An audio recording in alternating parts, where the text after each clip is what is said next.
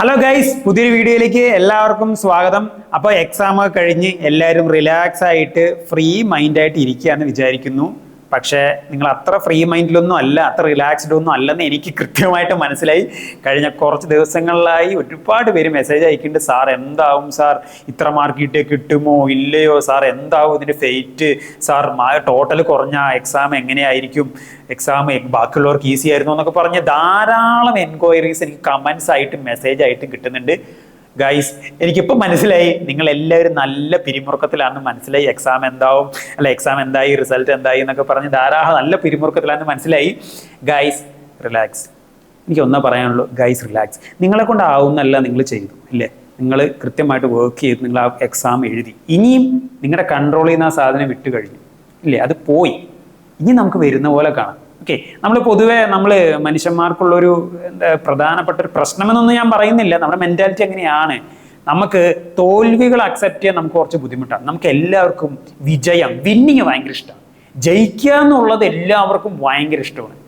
പക്ഷേ നമുക്ക് തോൽവി അക്സെപ്റ്റ് ചെയ്യാൻ പലർക്കും ഭയങ്കര ബുദ്ധിമുട്ടാണ്. അല്ലെങ്കിൽ തോൽവി വന്നു കഴിഞ്ഞു കഴിഞ്ഞാൽ പലരും എന്താ പറയുക, ജീവൻ ഒടുക്കുക, അല്ലെങ്കിൽ അങ്ങ് ഡിപ്രഷൻ അടിച്ചു പോവുക. അങ്ങനെ ഒരു സാധനമില്ല. നമ്മുടെ ലൈഫ് എന്ന് പറയുന്നത് നമ്മൾ വിചാരിച്ച പോലെ നടക്കില്ല ഇല്ലേ. നമ്മൾ വിചാരിച്ച പോലെ നടക്കുകയായിരുന്നു നമ്മളിപ്പോൾ എവിടെ എത്തിയാനേ ഇല്ല. നമ്മുടെ ലൈഫ് എന്ന് പറയുന്ന ഒരു റോളർ കോസ്റ്റർ ജേണിയാണ്, അപ്സ് ആൻഡ് ഡൗൺസ് ഉണ്ടാവും. അപ്പം നമ്മൾ ഒരു സാധനം രണ്ട് സൈഡും അക്സെപ്റ്റ് ചെയ്യാൻ പറ്റണം.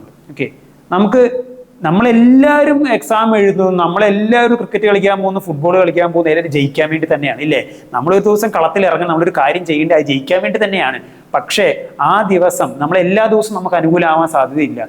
അവിടെ നമ്മൾ തോറ്റു കഴിഞ്ഞാൽ ആ തോൽവി അക്സെപ്റ്റ് ചെയ്യാൻ നമുക്ക് പഠിക്കണം നമ്മൾ, അല്ലെങ്കിൽ അത് പറ്റണം നമുക്ക്. ഓക്കെ, ആ തോൽവി അക്സെപ്റ്റ് ചെയ്ത് അവിടെ എന്തൊക്കെ പ്രശ്നങ്ങളാണ് വരുത്തിയത്, അവിടെ എന്തൊക്കെ വിഷയങ്ങളാണ് ഉണ്ടാക്കിയത്, ഓക്കെ, അത് മനസ്സിലാക്കി അത് തിരുത്തി നമുക്ക് എന്ത് ചെയ്യുക, പിന്നെയും എണ്ണീച്ച് ഓടണം. ആ വിജയം, നമ്മൾ ആഗ്രഹിച്ച വിജയം നമുക്ക് നേടിയെടുക്കാൻ പറ്റണം. Okay, so try to accept failures. Okay, നമുക്ക് ഫെയിലിയേഴ്സ് അക്സെപ്റ്റ് ചെയ്യാൻ പറ്റണം. ഫെയിലിയേഴ്സ് അക്സെപ്റ്റ് ചെയ്താലേ ഫെയിലിയേഴ്സ് അറിഞ്ഞവർക്ക് മാത്രമേ വിജയത്തിന്റെ മധുരം എന്താണെന്ന് അറിയുള്ളൂ. ഗൈസ്, ഒരു കാര്യം മനസ്സിലാക്കേണ്ടത്, ഈ എൻട്രൻസിന്റെ റിസൾട്ട് വരും, നിങ്ങൾക്ക് ഡിസൈറബിൾ ആയ ഒരു റിസൾട്ട് കിട്ടിയില്ലെങ്കിൽ നിങ്ങൾ ഒരിക്കലും ഡൗൺ ആവരുത്. ഓക്കെ, ഒരിക്കലും ഡൗൺ ആവരുത്. നിങ്ങൾ ഡിപ്രഷൻ അടിക്കുമോ, നിങ്ങൾ വേറെ ഒരു തരത്തിലുള്ള കടുങ്കൈകളൊന്നും ചെയ്തേക്കരുത്. ഓക്കെ, വർക്ക് ചെയ്യുക.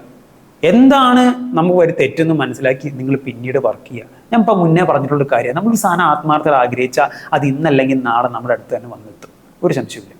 So it's so simple. നിങ്ങൾ കൂളായിട്ടിരിക്കുക. ഓക്കെ, നമ്മുടെ നോട്ടിഫിക്കേഷൻ പ്രകാരം ഓഗസ്റ്റ് 31 അതിന് മുന്നെയോ 3 ഇയറിനെയും 5 ഇയറിനെയും റിസൾട്ട് പബ്ലിഷ് ചെയ്യുന്നതാണ് നോട്ടിഫിക്കേഷനിൽ കൃത്യമായിട്ട് പറയുന്നത്. ഓക്കെ, നമുക്ക് എന്തെങ്കിലും നോക്കാം. ഇപ്പം നിലവിൽ സൈറ്റിൽ അനക്കങ്ങളൊന്നുമില്ല. സൈറ്റ് ഞാൻ ഡെയിലി ചെക്ക് ചെയ്യുന്നുണ്ട്. ഞാൻ നിങ്ങളോട് മുന്നേ പറഞ്ഞിട്ടുള്ള കാര്യമാണ്, നിങ്ങൾ എന്നും ഡെയിലി നിങ്ങളുടെ കാൻഡിഡേറ്റ് പോർട്ടലിൽ നിങ്ങളുടെ അപ്ലിക്കേഷൻ നമ്പർ പാസ്വേഡ് അടിച്ച് കയറി നിങ്ങളുടെ കാൻഡിഡേറ്റ് പോർട്ടലിൽ എന്തെങ്കിലും അപ്ഡേറ്റ്സ് ഉണ്ടോ എന്ന് നിങ്ങൾ ഡെയിലി നോക്കണം. അത് നിങ്ങൾ കൃത്യമായിട്ട് ഞാൻ പറഞ്ഞിട്ടുണ്ട്, ഞാൻ മുൻ വീഡിയോകളിലൊക്കെ പറഞ്ഞു. അപ്പോൾ നിങ്ങൾ എല്ലാവരും അത് ചെയ്യുന്നുണ്ടെന്ന് വിചാരിക്കുന്നു. ഓക്കെ, അപ്പോൾ ഇപ്പം നിലവിലെ സൈറ്റിൽ അനക്കങ്ങളൊന്നുമില്ല. അവസാനമായിട്ട് സൈറ്റ് അപ്ഡേറ്റ് ചെയ്തിരിക്കുന്നത് ഓഗസ്റ്റ് 18 അന്നാണ് നമ്മുടെ പ്രൊവിഷണൽ ആൻസർ കീ പബ്ലിഷ് ചെയ്തത്. അതാണ് ലാസ്റ്റ് അപ്ഡേഷൻ. ഇപ്പം നിലവിലെ അപ്ഡേഷൻസ് ഒന്നുമില്ല. അപ്പോൾ എല്ലാവരും ഒന്ന് കാൻഡിഡേറ്റ് പോർട്ടലിൽ കയറി നോക്കുക. റിസൾട്ട് നിലവിലെ നോട്ടിഫിക്കേഷൻ പ്രകാരം ഓഗസ്റ്റ് 31 അതിന് മുന്നേ പബ്ലിഷ് ചെയ്യുന്നതാണ് പറയുന്നത്. നമുക്ക് എന്തെങ്കിലും നമുക്ക് നോക്കാം. ഇപ്പോൾ പബ്ലിഷ് ചെയ്തിരിക്കുന്നത് പ്രൊവിഷണൽ ആൻസർ കീ ആണ്. ഈ പ്രൊവിഷണൽ ആൻസർ കീയിൽ തിരുത്തലുകൾ ഉണ്ടാവും. ഇപ്പോൾ പല സ്റ്റുഡൻസും പല ക്വസ്റ്റ്യൻസും ചലഞ്ച് ചെയ്തിട്ടുണ്ട്. പലർക്കും ക്വസ്റ്റ്യൻസിൽ ഡിസ്പ്യൂട്ട്സ് ഉണ്ട്, പലരും ചലഞ്ച് ചെയ്തിട്ടുണ്ട്. ഓക്കെ, ഈ ചലഞ്ചിങ് എല്ലാം സ്വീകരിച്ച് അത് പരിശോധിച്ച് അതിൽ തിരുത്തലൊക്കെ വരുത്തി എൻട്രൻസ് കമ്മീഷൻ ഒരു ഫൈനൽ ആൻസർ കീ പബ്ലിഷ് ചെയ്യും. ഓക്കെ, ആ ഫൈനൽ ആൻസർ കീ പ്രകാരമായിരിക്കും എന്ത് മാർക്കിംഗ് പാറ്റേണും, അതായിരിക്കും ഫൈനൽ ആയിട്ടുള്ള കാര്യങ്ങൾ. Okay,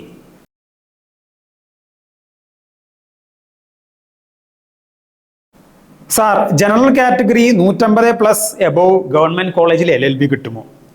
sir 3 year cut off എത്രയാണ് ഏകദേശം? സാർ 100 താഴെ റാങ്ക് വരണമെങ്കിൽ മാർക്ക് എത്ര വേണം 3 ഇയർ LLBക്ക്? സാർ 190 മാർക്കുണ്ട്, കിട്ടുമോ? സാർ 200 മാർക്കുണ്ട്, സാർ ഗവൺമെന്റ് കോളേജിൽ കിട്ടുമോ? സാർ 210 മാർക്കുണ്ട്, ഗവൺമെന്റ് കോളേജിൽ കിട്ടുമോ? സാർ ട്രിവാൻഡ്രം ലോ കോളേജിൽ കിട്ടുമോ? Guys relax, guys relax. ഇപ്പോൾ ഒന്നും തന്നെ നമുക്ക് പ്രെഡിക്റ്റ് ചെയ്യാൻ പറ്റില്ല. എങ്ങനെയാണ് ഇപ്പോൾ പ്രെഡിക്റ്റ് ചെയ്യാൻ പറ്റുക? നിങ്ങൾ പരീക്ഷ എഴുതി കഴിഞ്ഞിട്ടേ ഉള്ളൂ. ഓക്കെ, പരീക്ഷ എഴുതി ആൻസർ കീ വന്നപ്പോൾ ആൻസർ കീയും provisional answer key, final answer key പോലുമല്ല, പ്രൊവിഷണൽ ആൻസർ കീ വെച്ച് നിങ്ങൾ പരിശോധിച്ചപ്പോൾ നിങ്ങൾക്ക് ഇത്ര മാർക്ക് കിട്ടിയെന്ന് ഒരു ഏകദേശം ഒരു ഐഡിയ കിട്ടി. ഓക്കെ, അത് വെച്ച് നമുക്ക് അസ്യൂം ചെയ്യാൻ പറ്റുമോ? നിങ്ങൾക്ക് നിങ്ങളുടെ മാർക്കല്ലേ അറിയാൻ പറ്റുള്ളൂ, ബാക്കിയുള്ള കുട്ടികളുടെ മാർക്ക് അറിഞ്ഞോ? നിങ്ങൾ ബാക്കിയുള്ള കുട്ടികളുടെ മാർക്ക് അറിഞ്ഞ് എന്ത് വരണം? റാങ്ക് ലിസ്റ്റ് വരണം. എൻട്രൻസ് കമ്മീഷണർ റിസൾട്ടിന്റെ ഒപ്പം ഒരു റാങ്ക് ലിസ്റ്റ് പബ്ലിഷ് ചെയ്യും. ഈ റാങ്ക് ലിസ്റ്റിൽ എല്ലാവരുടെയും എക്സാം എഴുതിയ എല്ലാവരുടെയും ക്വാളിഫൈ ചെയ്ത എല്ലാവരുടെയും റാങ്കും മാർക്കും ഉണ്ടാവും. ഓക്കെ, അപ്പൊ ആ റാങ്ക് ലിസ്റ്റ് വരികയാണെങ്കിൽ, ആ റിസൾട്ട് പബ്ലിഷ് ചെയ്ത് ആ റാങ്ക് ലിസ്റ്റ് വരികയാണെങ്കിൽ ഏകദേശം ഒരു ഐഡിയ കിട്ടും. നിങ്ങൾക്ക് കിട്ടുമോ ഇല്ലയോ എന്നുള്ള അപ്പോഴും നമുക്ക് പറയാൻ പറ്റില്ല. കാരണം ഞാൻ പറഞ്ഞുതരാം, ഇതിന്റെ പൊതുവെ പ്രോസസ്സ് പറഞ്ഞുതരാം. റിസൾട്ട് പബ്ലിഷ് ചെയ്യും, അതുപോലെ തന്നെ റാങ്ക് ലിസ്റ്റ് പബ്ലിഷ് ചെയ്യും. റാങ്ക് ലിസ്റ്റ് പബ്ലിഷ് ചെയ്ത ശേഷം കാറ്റഗറി ലിസ്റ്റ് പബ്ലിഷ് ചെയ്യും. അതിനുശേഷം എന്ത് ചെയ്യും? ഓപ്ഷൻ രജിസ്ട്രേഷൻ വിളിക്കും. ഇല്ലേ, നമ്മുടെ +1ലെയും അതുപോലെ ഡിഗ്രിയിലൊക്കെ അലോട്ട്മെന്റ് പോലെ തന്നെ നമ്മൾ എന്ത് ചെയ്യും? അലോട്ട്മെന്റിന്റെ ഓപ്ഷൻ രജിസ്റ്റർ ചെയ്യാം. നമുക്ക് ഓരോ ഏതൊക്കെ കോളേജ് വേണമെന്നുള്ള ഓപ്ഷൻസ് കൊടുക്കാം. എന്നിട്ട് അലോട്ട്മെന്റ് ഓപ്ഷൻ രജിസ്ട്രേഷൻ കഴിഞ്ഞ് കഴിഞ്ഞാൽ നമ്മുടെ ഫസ്റ്റ് അലോട്ട്മെന്റ് നടക്കും. ഫസ്റ്റ് അലോട്ട്മെന്റ് നടന്നു, സെക്കൻഡ് അലോട്ട്മെന്റ് നടക്കും. നോർമലി 2 അലോട്ട്മെന്റ് നടക്കാറ്, ഈ കൊല്ലം മാറ്റം ഉണ്ടോ എന്ന് അറിയത്തില്ല. അത് കഴിഞ്ഞ് ബാക്കിയുള്ള സീറ്റുകളിലേക്ക് മോപ്പപ്പ് അലോട്ട്മെന്റ് നടത്തും. ഓക്കെ, മോപ്പപ്പ് അലോട്ട്മെന്റ് ചിലപ്പോൾ 1 അല്ലെങ്കിൽ 2 നടക്കും. അതും സീറ്റുകളുടെ അവൈലബിലിറ്റി പോലെയാണ്. പിന്നെ ഒഴിവ് വരികയാണെങ്കിൽ പിന്നെ അലോട്ട്മെന്റ് നടത്തും. ഇതൊക്കെ കഴിയുമ്പോഴേ നമുക്ക് അറിയത്തുള്ളൂ നിങ്ങൾക്ക് കിട്ടുമോ ഇല്ലയോ എന്നുള്ളത്. ഓക്കെ, ഇത് ഇപ്പോഴും നമുക്ക് പറയാം. സോ ഇപ്പോൾ there is no room for predictions. ഇപ്പൊ ഒരു തരത്തിലുള്ള പ്രഡിക്ഷൻ ഞാൻ ചെയ്യുന്നില്ല. അങ്ങനെ നിങ്ങൾ ഒരു തരത്തിൽ ഞാൻ മിസ്ലീഡ് ചെയ്യുന്നില്ല. ഓക്കെ, ഇപ്പൊ ഞാൻ പ്രഡിക്ഷൻ ഒന്നും തന്നെ ചെയ്യുന്നില്ല. ഓക്കെ, നമുക്ക് വരട്ടെ, റാങ്ക് ലിസ്റ്റ് വരട്ടെ, എന്താ പറയാ, റിസൾട്ട് വരട്ടെ, അതുപോലെ തന്നെ അലോട്ട്മെന്റ് കൊടുത്ത് അലോട്ട്മെന്റുകൾ കഴിയട്ടെ. ദർ ഇസ് ലാസ്റ്റത്തെ അലോട്ട്മെന്റ് വരെ നമുക്ക് ഹോപ്പ് ഉണ്ടെന്നേ. Okay, there is hope until the last allotment. ആരും ഇപ്പൊ ഒരു തരത്തിലുള്ള മുൻവിധികളോ പ്രഡിക്ഷൻസോ വേണ്ട. അവസാനത്തെ അലോട്ട്മെന്റ് വരെ നമുക്ക് സാധ്യതയുണ്ട്. നമുക്ക് ഇനി വേണമെങ്കിൽ ഞാൻ ഒരു കണക്ക് പറയാം. നമുക്കറിയാം 5 ഇയർ LLBക്ക് ഗവൺമെന്റ് കോളേജുകൾ മാത്രം ഞാൻ പറയുന്നത് കേട്ടോ. ഗവൺമെന്റ് മെറിറ്റ് സീറ്റുകൾ 360 സീറ്റുകളാണ് ഉള്ളത്. 3 ഇയർ ആണെങ്കിൽ എത്രയുണ്ട്? 4 ഗവൺമെന്റ് കോളേജുകൾ 420 മെറിറ്റ് സീറ്റാണ് ഉള്ളത്. ഈ 420ന്റെയും ആദ്യത്തെ 420 റാങ്കിന്റെ ഉള്ളിൽ വരികയാണെങ്കിൽ, 3 ഇയർ ആണെങ്കിൽ ആദ്യത്തെ 420 റാങ്കിന്റെ ഉള്ളിൽ വരികയാണെങ്കിൽ, 5 ഇയർ ആണെങ്കിൽ ആദ്യത്തെ 360 റാങ്കിന്റെ ഉള്ളിൽ വരികയാണെങ്കിൽ, അപ്പം നിങ്ങൾക്ക് ഏകദേശം ഒന്ന് ഉറപ്പിക്കാം. അപ്പോഴും ടോട്ടലായിട്ട് ഉറപ്പിക്കാറായിട്ടില്ല. ആദ്യത്തെ ഒരു 400 300 അല്ലെങ്കിൽ 350 വരികയാണെങ്കിൽ 3 ഇയർ ആയിക്കോട്ടെ 5 ഇയർ ആയിക്കോട്ടെ, ഓക്കെ, ഏകദേശം ഉറപ്പിക്കാം നമുക്ക് കിട്ടും എന്നുള്ളത്. ഓക്കെ, ബാക്കി ഒരു 400 കഴിഞ്ഞ് വരുന്നവർ കിട്ടില്ലെന്നുണ്ടോ? കിട്ടും. അതിനാ ഞാൻ പറഞ്ഞു, നിങ്ങൾ അലോട്ട്മെന്റ് കഴിയണം. ഇപ്പൊ ഒരു തരത്തിലുള്ള പ്രഡിക്ഷൻസും എന്ത് ചെയ്യില്ല, നടത്താൻ പറ്റുന്ന ഒരു സമയം ആയിട്ടില്ല. ഇപ്പൊ ജസ്റ്റ് ഫസ്റ്റ് സ്റ്റേജേ കഴിഞ്ഞിട്ടുള്ളൂ. ഇനി റിസൾട്ട് വരണം, റാങ്ക് ലിസ്റ്റ് വരണം, കാറ്റഗറി ലിസ്റ്റ് വരണം, അലോട്ട്മെന്റ് രജിസ്ട്രേഷൻ ചെയ്യണം, അലോട്ട്മെന്റ് വരണം, ഫസ്റ്റ് അലോട്ട്മെന്റ് കഴിയണം, പിന്നെ സെക്കൻഡ് അലോട്ട്മെന്റ് കഴിയണം, മോപ്പപ്പ് അലോട്ട്മെന്റ് കഴിയണം. സോ അതൊക്കെ നമ്മൾ അപ്ഡേറ്റ്സ് ആയിട്ട് നമ്മുടെ ടെലഗ്രാം ചാനലിലും അതുപോലെ നമ്മുടെ ഗ്രൂപ്പിലും നമ്മുടെ ഇൻസ്റ്റാഗ്രാം ചാനലും അതുപോലെ തന്നെ നമ്മുടെ യൂട്യൂബ് ചാനലിൽ കൃത്യമായിട്ട് അപ്ഡേറ്റ് ചെയ്യുക. അപ്പോൾ നിങ്ങളെല്ലാവരും നമ്മൾ അപ്ഡേറ്റ്സ് കൃത്യമായിട്ട് ഫോളോ ചെയ്യുക. ഈ കാണുന്ന ആരെങ്കിലും ഇനി ചാനൽ സബ്സ്ക്രൈബ് ചെയ്തവരുണ്ടെങ്കിൽ അത് കൃത്യമായിട്ട് സബ്സ്ക്രൈബ് ചെയ്യുക. നമ്മൾ എല്ലാത്തരം അപ്ഡേറ്റ്സ് നമ്മൾ ഈ ചാനലിലൂടെ നിങ്ങൾ അപ്ഡേറ്റ് ചെയ്യും. So there is no room for predictions now. ഇപ്പോൾ ഒരു പ്രഡിക്ഷൻ ചെയ്യാൻ ഒന്നും തന്നെ ആയിട്ടില്ല. ഇപ്പൊ ജസ്റ്റ് ഫസ്റ്റ് സ്റ്റേജ് മാത്രമേ കഴിഞ്ഞിട്ടുള്ളൂ. ഓക്കെ, നിങ്ങൾ ഒരു കാര്യം പറയട്ടെ, നിങ്ങൾ ഒരു തരത്തിലും മുൻവിധിയിലും ഇരിക്കേണ്ട. അവസാനത്തെ അലോട്ട്മെന്റ് വരെ നമുക്ക് ചാൻസ് ഉണ്ട്. ഏറ്റവും ലാസ്റ്റത്തെ അലോട്ട്മെന്റ് വരെ ചാൻസ് ഉണ്ട്. അപ്പൊ നിങ്ങൾ എന്താ ചെയ്യേണ്ടത്? ഇപ്പോൾ നമ്മുടെ ഗവൺമെന്റ് കോളേജുകളുടെ സൈറ്റുകൾ എടുത്ത് നോക്കുക. സൈറ്റ് എടുത്ത് നോക്കണം. കൊല്ല കോളേജിന് സൈറ്റ് ഉണ്ട്. അതുപോലെ തന്നെ ഗവൺമെന്റ് കോളേജിലെ ഓഫീസിൻ നമ്പറുകളൊക്കെ നിങ്ങൾക്ക് പരിചയമുള്ള ആരെങ്കിലും ഒക്കെ ഉണ്ടെങ്കിൽ അവർ വഴിയോ അല്ലെങ്കിൽ നെറ്റിൽ കിട്ടും, നമുക്ക് എടുത്തു വയ്ക്കുക. എന്നിട്ട് ഇടയ്ക്കിടയ്ക്ക് അവിടെ മെയിൽ അലോട്ട്മെന്റ് കഴിഞ്ഞ് കഴിഞ്ഞാൽ നമ്മുടെ മോപ്പപ്പ് അലോട്ട്മെന്റ് വരുന്നുണ്ട്, സ്പോട്ട് അലോട്ട്മെന്റ്. അപ്പോൾ ഇടയ്ക്കിടയ്ക്ക് വെറുതെ വിളിച്ച് ശല്യപ്പെടുത്തരുത്. നമുക്ക് അത്രയും എന്താ പറയുക, അത്യാവശ്യം ഉണ്ടെങ്കിൽ മാത്രം വിളിക്കുക. ഓക്കെ, വിളിച്ച് അപ്ഡേറ്റ് ചെയ്യുക. ഓക്കെ, അപ്പോൾ കൃത്യമായിട്ട് നിങ്ങൾ അറിയുന്ന ആരെങ്കിലുമൊക്കെ ഗവൺമെന്റ് കോളേജിൽ പഠിക്കുന്നുണ്ടെങ്കിൽ കൃത്യമായിട്ട് അവരായിട്ട് ടച്ചപ്പ് ചെയ്ത് വെക്കുക, അവരായിട്ട് കാര്യങ്ങൾ അന്വേഷിച്ച് വെക്കുക. എന്നിട്ട് കൃത്യമായിട്ട് നിങ്ങൾ എന്ത് ചെയ്യുക, എക്സാം എഴുതി അതേ സീരിയസ്നെസ്സോടെ ഇനിയുള്ള പീരീഡ് അത്രയും സീരിയസ്നെസ് കണ്ടിന്യൂസ് ആയിട്ട് അലേർട്ട് ആയിരിക്കണം നിങ്ങൾ.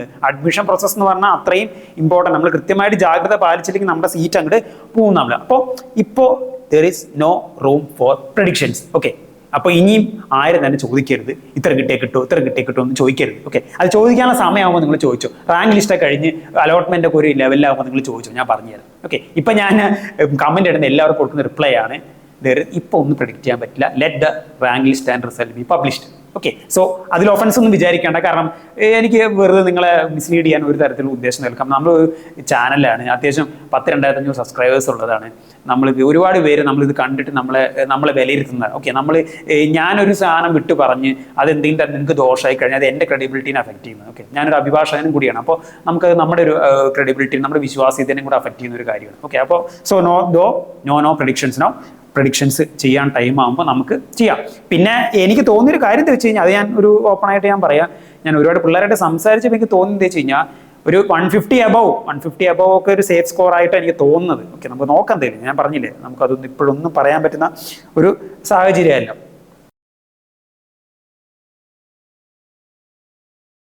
ഇനിയും റിസൾട്ട് റിലീസ് ചെയ്ത് കഴിഞ്ഞാൽ ഒട്ടുമിക്ക ആൾക്കാർക്കും വരുന്ന ഒരു പ്രശ്നമാണ്, സാർ റിസൾട്ട് വിത്ത്ഹെൽഡ് ആയി വെച്ചിട്ടുണ്ട്, എന്താ ചെയ്യുക?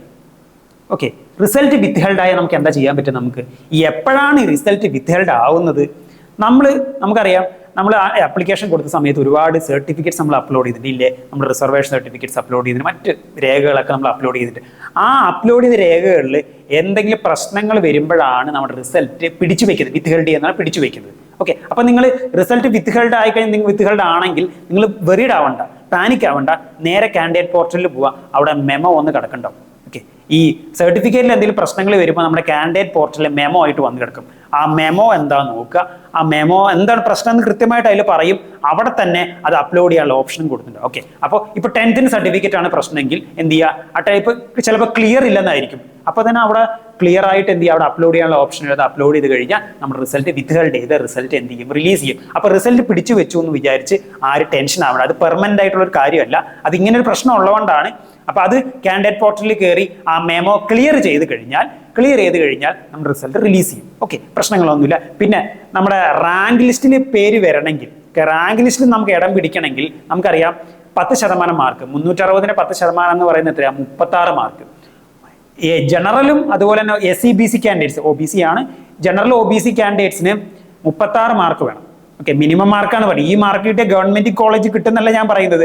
റാങ്ക് ലിസ്റ്റിൽ ഇടപിടിക്കാനുള്ള മിനിമം മാർക്ക് ജനറൽ OBC കാറ്റഗറിക്ക് 36 മാർക്കാണ്, SC/ST കാറ്റഗറിക്ക് 18 മാർക്ക്. ഓക്കെ, അപ്പൊ ഈ 18 SC/ST കാറ്റഗറി സ്റ്റുഡൻസിന് 18 മാർക്കും ഈ ജനറൽ OBC കാൻഡിഡേറ്റ് 36 മാർക്കും ഉണ്ടെങ്കിലാണ് റാങ്ക് ലിസ്റ്റിൽ നിങ്ങളുടെ പേരുണ്ടാവുള്ളൂ. ഓക്കെ, നിങ്ങളുടെ റോൾ നമ്പറും നിങ്ങളുടെ റാങ്കും ഒക്കെ വരണമെങ്കിൽ എന്ത് ചെയ്യുക, അതുണ്ടാവാം. ഓക്കെ, അല്ലെങ്കിൽ ഡിസ്ക്വാളിഫൈഡ് എന്ന് പറഞ്ഞ് കാണിക്കും. ഓക്കെ, അപ്പൊ അതാണ് മിനിമം മാർക്ക്. മിനിമം മാർക്ക് എന്നുള്ളത് റാങ്ക് ലിസ്റ്റ് കയറാനുള്ള മാർക്ക് മാത്രമാണ്. ഞാൻ ഒന്നും കൂടെ ആവർത്തിക്കുകയാണ്, അത് വെച്ച് നമുക്ക് ഗവൺമെന്റിലോ മെറിറ്റ് കിട്ടണം എന്ന് നിർബന്ധമൊന്നുമില്ല.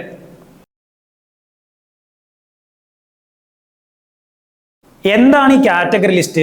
നമുക്കറിയാം, ഇപ്പോൾ എൻട്രൻസ് എഴുതിയ കുട്ടികൾ ഓക്കെ അനേകായിരം പേര് എഴുതിയിട്ടുണ്ട്. അവർ പല കാറ്റഗറി എന്നുള്ളവരായിരിക്കും. മുസ്ലിംസ് ഉണ്ട്, ഈഴവ ഉണ്ട്, വിശ്വകർമ്മയുണ്ട്, ക്രിസ്ത്യൻസ് ഉണ്ട്, ഓക്കെ, മറ്റേ സ്റ്റേറ്റ് മെറിറ്റ് കാറ്റഗറി വരുന്ന സ്റ്റുഡൻസ് ഉണ്ട്. അപ്പോൾ ഇവരെന്ത് ചെയ്യും, എൻട്രൻസ് കമ്മീഷണർ ഈ എഴുതിയ പിള്ളേരെ എല്ലാം കാറ്റഗറി തിരിച്ച് ഓക്കെ അവരുടെ റാങ്ക് മാർക്കും കാറ്റഗറി തിരിച്ച് ലിസ്റ്റ് പബ്ലിഷ് ചെയ്യും. അതാണ് നമ്മൾ എന്ത് പറയുന്നത്, കാറ്റഗറി ലിസ്റ്റ് എന്ന് പറയുന്നത്. അപ്പോൾ നമുക്ക് അറിയാൻ പറ്റും നമ്മുടെ കാറ്റഗറിയിൽ എത്ര സ്റ്റുഡൻസ് എഴുതിയിട്ടുണ്ടെന്ന് മനസ്സിലാവും. നമ്മുടെ കാറ്റഗറിയിൽ നമ്മൾ എത്രാമതാണ് കിടക്കണമെന്ന് നമുക്ക് കാറ്റഗറി ലിസ്റ്റ് നോക്കിയാൽ അറിയാൻ പറ്റും. ഓക്കെ, അപ്പോൾ അത് ആ ഒരു ഐഡിയ കിട്ടാനാണ് പ്രധാനമായിട്ടും കാറ്റഗറി ലിസ്റ്റ് പബ്ലിഷ് ചെയ്യുന്നത്. അപ്പോൾ ഇത്തരം കാര്യങ്ങളാണ് മെയിനായിട്ട് ഈ വീഡിയോയിലൂടെ ഞാൻ കൺവേ ചെയ്യാൻ ഉദ്ദേശിക്കുന്നത്. ഞാൻ മുന്നേ പറഞ്ഞ കാര്യമാണ്. നമ്മുടെ കണ്ടന്റ് ഹെൽപ്ഫുൾ ആണെങ്കിൽ ഉറപ്പായിട്ട് സപ്പോർട്ട് ചെയ്യുക, ലൈക്ക് ചെയ്യുക, കമൻറ്റ് ചെയ്യുക, അതുപോലെ തന്നെ സബ്സ്ക്രൈബ് ചെയ്യുക. പിന്നെ അതുപോലെ തന്നെ നമ്മൾ പോയ ആഴ്ചകളിലൊക്കെ ഞാൻ പുതുതായിട്ട് എനിക്കൊരു പുതിയ അനുഭവമായിരുന്നു അത്. ഞാൻ പറഞ്ഞു, നമ്മൾ എക്സാമിനേഷൻ സെൻറ്ററിൽ പോയി നമ്മൾ എക്സാമിനേഷൻ റിവ്യൂ കിട്ടുന്നുണ്ടായിരുന്നു. അത് നിങ്ങൾക്ക് ഹെൽപ്ഫുൾ ആയെന്ന് വിചാരിക്കുന്നു. അതുപോലെ തന്നെ ഇനിയും ധാരാളം കണ്ടന്റ്സ് വരും. അപ്പോൾ നിങ്ങളുടെ സപ്പോർട്ട് എനിക്ക് മസ്റ്റാണ്. നിങ്ങൾ ഇതുവരെ എനിക്ക് വേണ്ടുവോളം സപ്പോർട്ട് തന്നിട്ടുണ്ട്. എനിക്ക് അതിൽ ഒരു പരാതിയുമില്ല. ഇനി എനിക്ക് ആ സപ്പോർട്ട് വേണം. ഓക്കെ ഗൈസ്, അപ്പോൾ നമുക്ക് റിസൾട്ട് വരട്ടെ എന്തായാലും. ഓക്കെ, ഒരിടൊന്നും ആവണ്ട. നല്ല ഒരു നിങ്ങൾക്ക് അനുകൂലമായിട്ട് തന്നെ റിസൾട്ട് വരുള്ളൂ. ഓക്കെ, നിങ്ങൾ പണി എടുത്തിട്ടുണ്ട്, അതിനുള്ള റിസൾട്ട് നിങ്ങൾക്ക് എന്തായാലും കിട്ടും. Okay, best wishes.